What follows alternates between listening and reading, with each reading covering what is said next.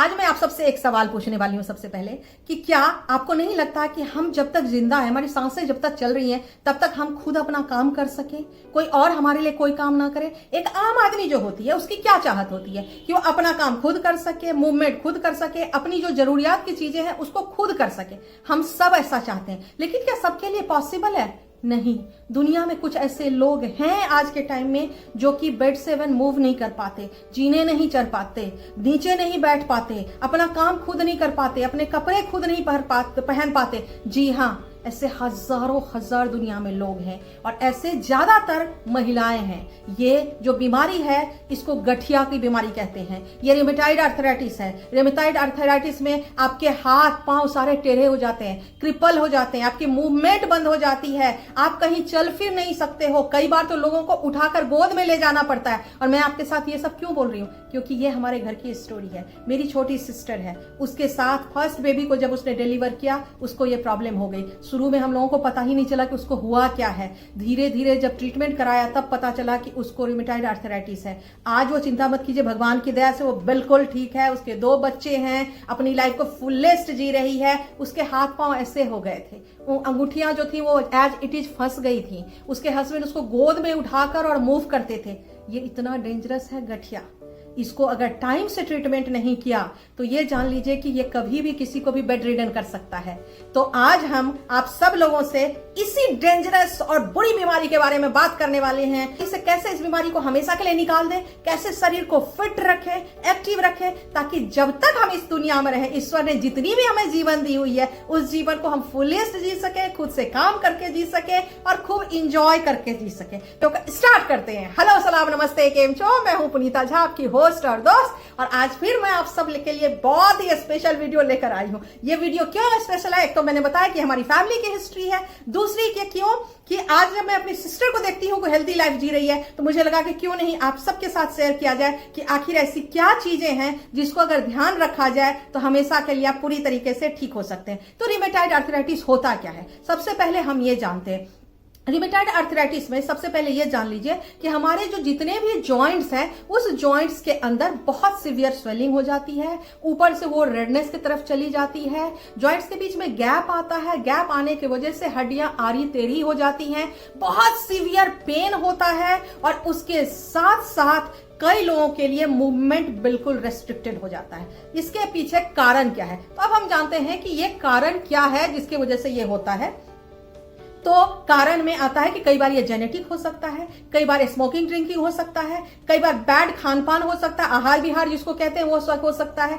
कई बार ऐसा हो सकता है कि आप रात रात भर जगते हैं और दिन दिन भर सोते हैं, क्योंकि ईश्वर ने जो है बॉडी को रिपेयर करने के लिए रात बनाया हुआ है। लेकिन आजकल आप देख रहे होंगे कि बीपीओ में जो बच्चे काम करते हैं, कॉल सेंटर्स में काम करते हैं, पूरी पूरी रात जगते हैं और पूरे पूरे दिन सोते हैं, पूरी पूरी रात वो मोबाइल पे बैठे रहते हैं। आजकल यंग जनरेशन को देखिए, पूरी पूरी रात वो मोबाइल पे बैठे रहते हैं। तो लाइफ का जो पैटर्न है, लाइफ स्टाइल जिसको कहते हैं, वो पैटर्न टोटली बिगड़ गया है। मूवमेंट रेस्ट्रिक्टेड हो गई है, खान पान खराब हो गई, ये सारे कारण हैं। लेकिन इन सब कारण से एक जो सबसे बड़ा कारण है वो ये कारण है कि आप अपने बॉडी का शुरुआत से ध्यान नहीं रखते हैं। मतलब कि आपके शरीर में जो फ्लूइड होती है, जो ग्रीज होती है, उस ग्रीज को प्रोटेक्ट करने की कोशिश नहीं करते हैं। तो आज हम जानेंगे कि ये बीमारी क्यों, कारण बता दिया मैंने, लेकिन ये बीमारी होता कैसे है ये जानना भी जरूरी है। तो होने का कारण बताओ कि सबसे बड़ा कारण इन सभी कारणों के अलावा अगर कहा जाए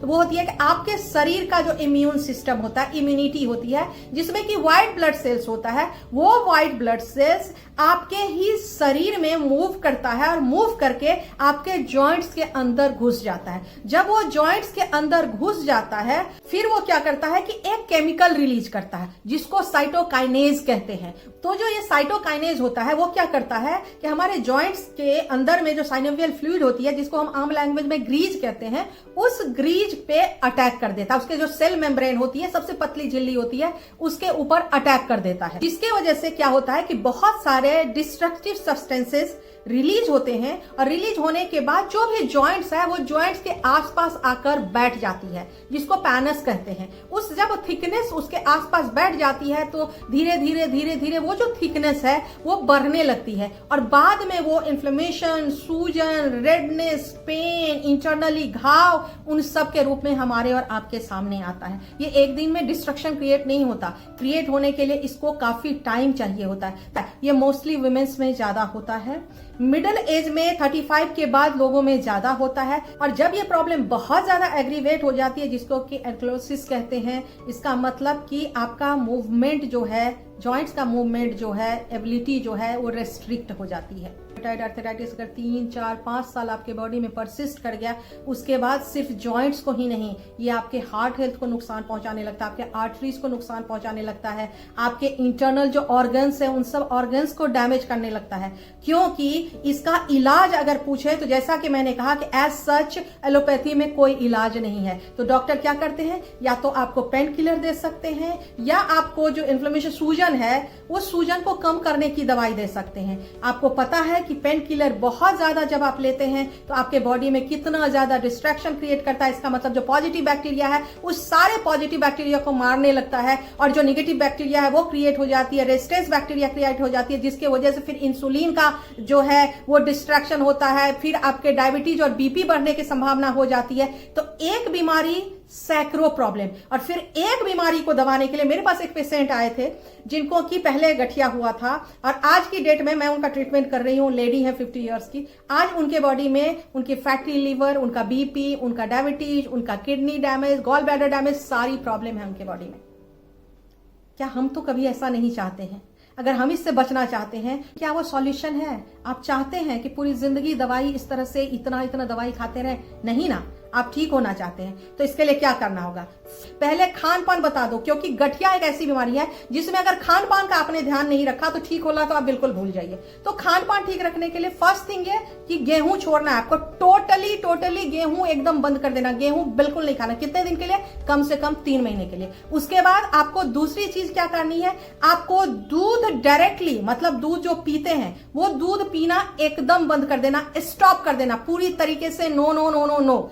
और तीसरी चीज, आपको एक और चीज हमेशा के लिए बंद करनी है, उसको कहते हैं हम सब लोग रिफाइंड ऑयल। तो आप कहेंगे खाना किस में बनाए भाई? रिफाइंड ऑयल में नहीं, आप या तो सिर्फ सरसों तेल में बनाइए, शुद्ध देसी घी में बनाइए, वो और भी अच्छा है। और उसके ये भी अगर नहीं होता आपसे तो आप मार्केट से जाकर coconut, cold pressed coconut oil लाइए, उसमें खाना बनाइए।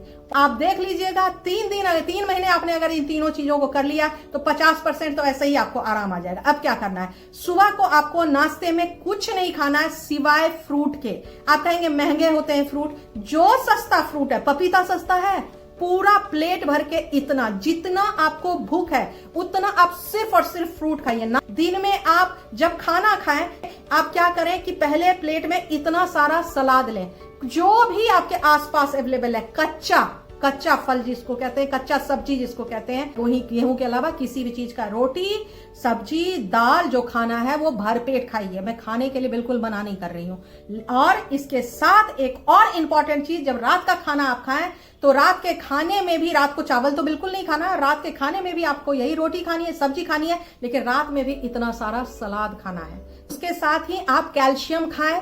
मैं जो कैल्शियम खाती हूं, आप सब लोग मुझे कहते हैं कि आप बताइए कौन सा कैल्शियम खाते हैं। मैं हमेशा बोलती हूँ कि मैं न्यूट्रीलाइट की ये कैल्शियम खाती हूँ। आप लोग चाहें तो ये भी यूज कर सकते हैं, क्योंकि मुझे ये नेचुरल लगती है, प्योर लगती है। और इसी का मैं ये ओमेगा 3 भी, सैलेमन ओमेगा 3 भी इसी का मैं खाती हूँ। आप लोग चाहें तो यही ले सकते हैं। आपको ये सूट नहीं करता, आप कोई और ब्रांड खा सकते हैं। अब मैं उपाय आपको बताऊं।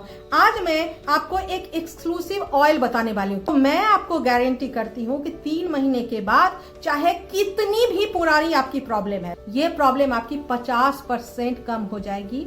आप मुझे मैसेज करके बताइएगा, आप मुझे दुआएं देंगे उसके बाद, क्योंकि ये 3 महीने करने के बाद आप चलने फिरने लायक अगर नहीं होंगे ना तो चलने फिरने लगेंगे। तो आइए अब हम चलते हैं और देखते हैं कि हमारा ये उपाय क्या है। तो सबसे पहले मैं आपको इंग्रेडिएंट दिखा देती हूँ कि इसके लिए क्या क्या इंग्रेडिएंट लेना है। तो आपको लेना है कैस्टर ऑयल, अरंडी का तेल, किसी भी ब्रांड का आप ले सकते हैं, ब्रांड इसमें कोई मैटर नहीं करता है, कोई भी अरंडी का तेल हो वो लेना है। आपको लेना है कलौंजी का तेल, आपको लेना है केसर, किसी भी ब्रांड का कोई सा भी केसर आपके पास हो वो लेना है। उसके साथ आपको लेना है दालचीनी का पाउडर और लेना है नटमेग, जायफल का पाउडर। चिंता मत कीजिए, ये सारी चीजें मैं डिस्क्रिप्शन में भी लिखूंगी और सारी चीजें नीचे भी अभी लिखी हुई दिख रही होंगी। और आपको लेना है पीसी हुई, घर की पीसी हुई हल्दी। ये सारी चीजें, इसका मतलब ये क्या हो गया, ये 6 इंग्रेडिएंट है। इंग्रेडिएंट में तो बनाने के लिए सबसे पहले क्या करना है, जो केसर है, जो मैंने बताया कि केसर हमें लेना है, हमें क्या करना है कि 2 चम्मच पानी लेना है और पानी के अंदर केसर भिगो कर रख देना है इस तरह से।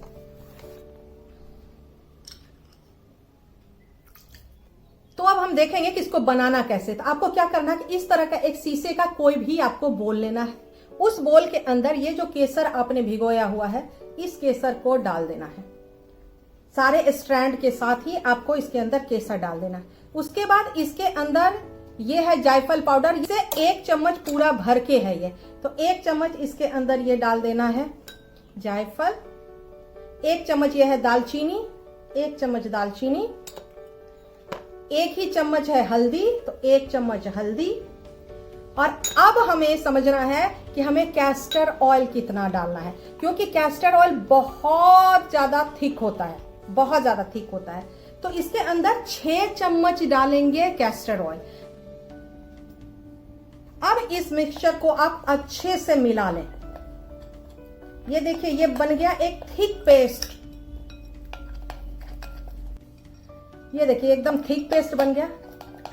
इस पेस्ट में अब हम डालेंगे 100 ml कलौंजी का तेल। 100 ml नाप कर ही डालना है आपको। तो ये मैं डाल दिया इसके अंदर ये कलौंजी का तेल। और अब देखिए ये इस तरह का, इस कंसिस्टेंसी में ये ऑयल बन जाएगा। इस कंसिस्टेंसी में कि या तो पहले सिकाई कर लीजिए जैसा कि मैंने बोला, या फिर आप धूप में बैठ जाएं और जिस भी एरिया पे तकलीफ है, सपोज कीजिए कि आपको किसी आदमी को मैं एक एग्जांपल बताऊं कि किसी को इस जॉइंट पे तकलीफ है बहुत ज्यादा, किसी भी, मैं एग्जांपल बता रही हूं, तो आपको ये लेना है। गर्म वगैरह कुछ नहीं करना, डायरेक्टली लेना है। और लेने के बाद इससे बहुत अच्छी तरीके से सिकाई के बाद या धूप में बैठकर आपने इससे राउंड, इसमें कभी भी आप ऐसे मसाज नहीं करना है। ऐसे मसाज करेंगे तो आपके हड्डियों के और खिसकने के चांसेस होंगे। तो आपने राउंड घुमाना है इसको। या तो आप कोई टॉवेल लपेट दें, क्रेप बैंडेज लपेट दें, या अगर आपके पास इस तरह का पैड है, मान लीजिए घुटनों में अगर प्रॉब्लम हो रही है तो आप घुटनों में इसको लगाकर बैठ सकते हैं। या फिर आप चाहें तो आप टॉवेल ले सकती हैं, टॉवेल को इसके ऊपर लपेट कर बैठ सकते हैं। या फिर क्रेप बैंडेज है तो वो लपेटें। आप रात में इसको करके अगर सो जाए तो सुबह आपको बहुत आराम होगा, बिल्कुल अकड़न नहीं होगा, आराम से उठ पाएंगे। अगर नहीं तो कम से कम 2 घंटा उस पे बैंडेज या कपड़ा लगाकर जरूर रखना। उसको गर्माइश मिलनी जरूरी है ताकि वो तेल जो है, जो हमारा केसर है, केसर एंटी इन्फ्लामेटरी है, एंटीऑक्सीडेंट है। आपने शायद देखा नहीं होगा इस तरह का उपाय, ये आपके अंदर जाएगा और क्या करेगा, हील करेगा, जो पेन है उसको भी कम करेगा। और जब आप सुबह उठेंगे तो आपको बिल्कुल तकलीफ नहीं होगी। तो ये था हमारा आज का उपाय। इस उपाय को आप कीजिए, गठिया से मुक्ति पाइए, हमेशा आप लोग फिट रहें, स्वस्थ रहें। मैं हमेशा ईश्वर से यही कामना करती हूँ। आपने अब तक होलिस्टिक हेल्थ पुनीता को अगर सब्सक्राइब नहीं किया है तो प्लीज जरूर सब्सक्राइब कर लें, बेल बटन को क्लिक कर दीजिए ताकि आप मेरे सारे वीडियो को बहुत अच्छे से देख सकें और इंजॉय कर सकें। वीडियो देखिए, इंजॉय कीजिए और अच्छा लगे तो मुझे कमेंट सेक्शन में कमेंट्स करके जरूर बताइए। थैंक यू सो मच हमेशा मुझे वॉच करने के लिए।